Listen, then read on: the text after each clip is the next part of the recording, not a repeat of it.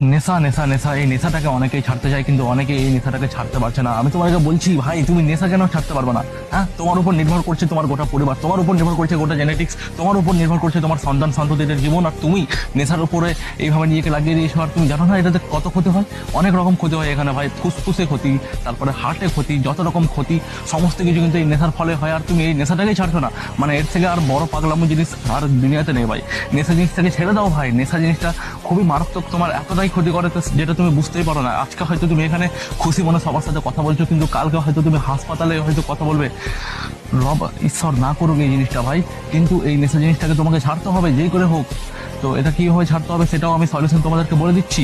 সেটা হচ্ছে গিয়ে কি, যদি তুমি নেশা করো, দিনে 5-7টা সিগারেট খাও বা মদ যদি খাও, তো কীভাবে এটাকে কন্ট্রোল করতে হবে সমস্ত কিছু আমি বলে দিচ্ছি, কোনো টেনশন নেওয়ার দরকার নেই। হ্যাঁ, দিনে যদি 5-7টা সিগারেট খাও, তাহলে তোমাকে প্রথম দিনে কী করতে হবে, 2টো কিংবা 3টা সিগারেট খাবে, তারপরের দিনে তুমি একটা, এইভাবে করতে করতে কমিয়ে কমিয়ে তুমি কিন্তু অনেকটা নিচে নামে আসবে।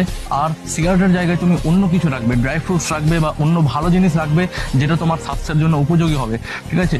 আর কি করতে হবে, আর যেই জিনিসটা করতে হবে তোমাকে, সেটা হচ্ছে তোমাকে একটা অন্য অভ্যাস তৈরি করতে হবে। যখনই নেশা করার ইচ্ছা করবে তখন তুমি গান শুনতে পারো, এক্সারসাইজ করতে পারো, বা আরও ভালো ভালো জিনিস তুমি করতে পারো দূরে রাখতে। তাহলে সেটা কি করতে হবে, সেটা হচ্ছে গিয়ে যখনই নেশা করার ইচ্ছা করবে তুমি অন্য কিছু নিয়ে ভাববে, যেমন কি তোমার ফ্যামিলি নিয়ে ভাববে যে আমাকে কি করতে হবে। যখনই ফ্যামিলির কথা ভাববে তখন তোমার মধ্যে একটা দায়িত্ব চলে আসবে এবং তুমি এই জিনিসটাকে সম্পূর্ণরূপে ছাড়তে বাধ্য হবে। তো প্লিজ কেউ নেশা করো না, নেশা করা খুবই খারাপ জিনিস। এই জিনিসটা থেকে তোমাদেরকে বার হতেই হবে, নাহলে কিন্তু তোমার হেলথে কিন্তু অনেক রকম সমস্যা হতে পারে, আর এটার ফলে কিন্তু তোমার শরীরটা দুর্বল হয়ে যায়।